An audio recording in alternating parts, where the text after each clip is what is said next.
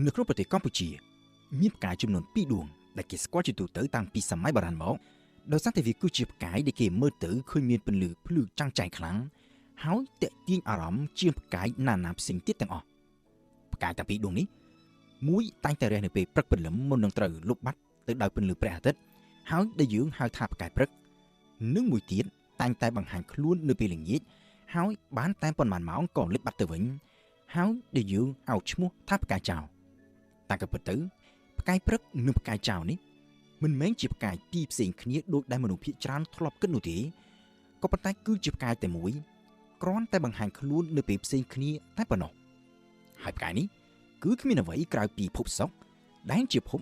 មានកន្លងតារាវិថីស្ថិតនៅលំដាប់ទី2រាប់ពីព្រះអាទិត្យពូលគឺស្ថិតនៅបន្ទាប់ពីភពពុទ្ធ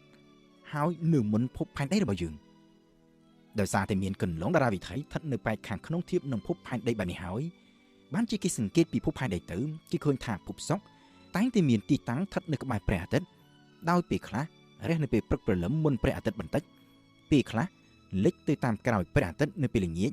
ចំណែកឯពេលខ្លះទៀតត្រូវបាត់មុខពីផ្ទៃមេឃទាំងស្រុងដោយត្រូវរះនៅពេលថ្ងៃហើយត្រូវលុបដោយពន្លឺរបស់ព្រះអាទិត្យភពសុក្រនេះត្រូវបានគេចាត់ទុកថាជាផ្កាយដែលមានពន្លឺភ្លឺជាងគេបំផុតនៅពេលយប់ពូលគឺក្រៅពីព្រះច័ន្ទមួយចេញគ្មានអ្វីដែលភ្លឺជាងភពសុក្រនេះនោះទេហើយនេះក៏ដោយសារតែភពសុក្រគឺជាភពដែលស្ថិតនៅជិតនឹងភពផែនដីរបស់យើងជាងគេមានទំហំក៏ប្រហាក់ប្រហែលនឹងភពផែនដីព្រមទាំងមានស្រទាប់បរិយាកាសដែលធ្វើឲ្យពន្លឺដែលទទួលពីព្រះអាទិត្យត្រូវចាំងផ្លាតខ្លាំងចេញមកវិញលក្ខណៈស្រដៀងគ្នាទៅនឹងភពផែនដីទាំងទំហំ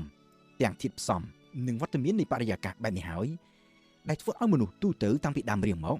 តែងតែចាត់ទុកភពសុក្រនេះប្រៀបដូចជាបងប្អូនភ្លោះរបស់ភពផែនដីហើយតែងតែនាំគ្នាគិតថានៅលើភពសុក្រក៏ប្រហែលជាមានជីវិតរីកដុះដាលខ្លាំងដូចជានៅលើភពផែនដីរបស់យើងនេះដែរក៏ប៉ុន្តែបន្តិចម្ដងនៅពេលដែលវិទ្យាសាស្ត្រនិងបច្ចេកវិទ្យាកាន់តែរីកចម្រើនជឿនលឿនទៅមុខអាចឲ្យគេសិក្សាបានកាន់តែលម្អិតនិងរហូតអាចបញ្ជូនយានគ្មានមនុស្សបើកឲ្យទៅចុះចតនៅលើភពសុក្រទើបគេនាំគ្នាភ្ញាក់ផ្អើលដោយមើលឃើញថាភពសុក្រនេះមានភាពខុសគ្នាស្រឡះពីភពផែនដីរបស់យើងជាពិសេសគឺតាក់ទងទៅនឹងលក្ខខណ្ឌអំណាចផលនៃជីវិត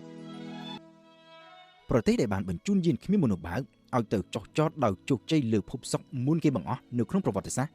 គឺសហភាពសូវៀតបានចាប់ផ្ដើមបញ្ជូនយានគ្មានមនុស្សបើកឲ្យទៅចុះចតនៅលើភពសុក្រនេះតាំងពីឆ្នាំ1970ក៏ប៉ុន្តែត្រូវបរាជ័យជាច្រើនលើកដោយយានខ្លះត្រូវបាត់ការតាក់ទងតាំងពីពេលមិនទាន់ចុះទៅដល់ដីហើយខ្លះទៀតបាត់ការតាក់ទងភ្លាមក្រោយពីចុះដល់ផ្ទៃដីភពសុក្ររហូតដល់ឆ្នាំ1975ទើបសូវៀតអាចចុះចតយានគ្មានមនុស្សបើកដោយជោគជ័យលើភពសុក្រជាលើកទី1ហើយយាននេះក៏ដូចជាយានក្រោយៗមកទៀតដែរអាចមានដំណើរការនៅលើដីនៃភពសុក្រនេះបានត្រឹមតែប៉ុន្មានម៉ោងតែប៉ុណ្ណោះក៏ប៉ុន្តែបើទោះបីជាយ៉ាងណាវាគ្រប់គ្រាន់ល្មមអាចនឹងឲ្យគេប្រមូលទិន្នន័យបានច្រើនពីស្ថានភាពនៃផ្ទៃដីនិងពីបរិយាកាសរបស់ភពសុក្រហើយទិន្នន័យអស់ទាំងនេះធ្វើឲ្យគេអាចយល់កាន់តែច្បាស់ថាតើហេតុអ្វីបានជាយានដែលចុះចតនៅលើភពសុក្រនេះសុទ្ធតែមិនអាចស្ថិតថេរនៅបានយូរលើសពីប៉ុន្មានម៉ោងបែបនេះបានភពសុក្រធ្វើតែបិទតែមានទំហំម៉ាស់និងកម្លាំងទំនាញប្រហាក់ប្រហែលនឹងភពផែនដីរបស់យើងហើយមានសណ្ឋានដីនិងរចនាសម្ព័ន្ធប្រហាក់ប្រហែលនឹងភពផែនដី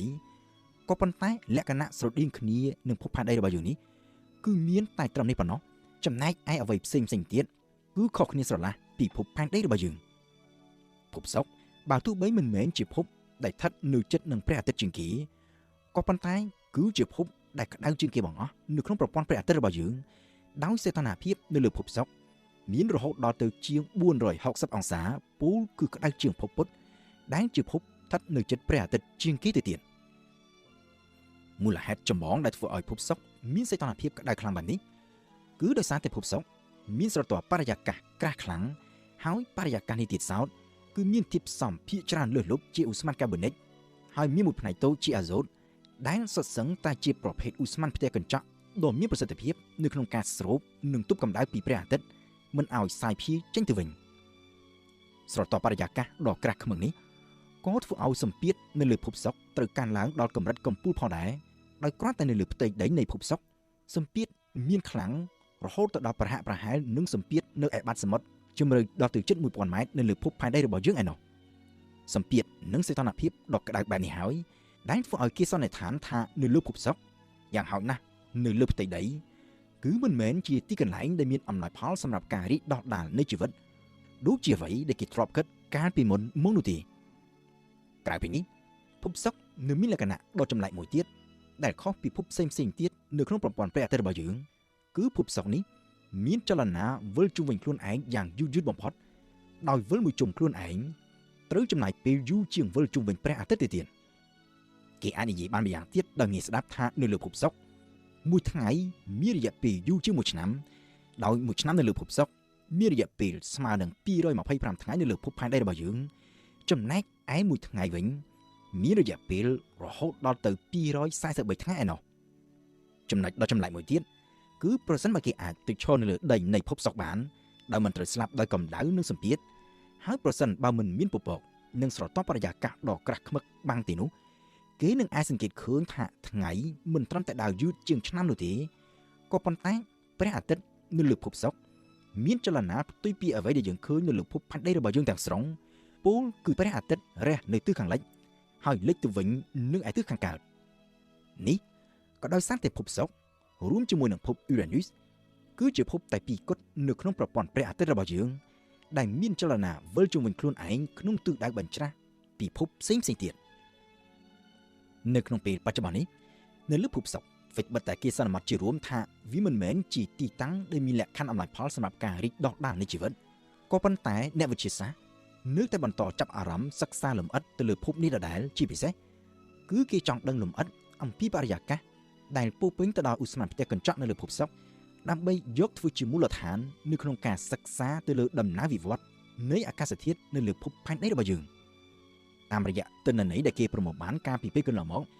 អ្នកវិទ្យាសាស្ត្រជាទូទៅនាំគ្នាសង្ស័យថាមុននឹងត្រូវប្រែក្លាយទៅជាទីគ្មានអំណោយផលដូចជាសពថ្ងៃនេះ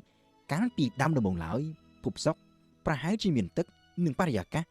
ស្រដៀងគ្នាច្រើនទៅនឹងភពផែនដីរបស់យើងហើយដូច្នេះហើយបានជាគេចង់ស្វែងយល់ថាតើមានមូលហេតុអ្វីទៅដែលធ្វើឲ្យភពសុក្រត្រូវប្រែប្រួលបែបនេះហើយតើភពផែនដីរបស់យើងទៅថ្ងៃអនាគតអាចនឹងមានជោគវាសនាដូចគ្នានេះដែរឬក៏យ៉ាងណា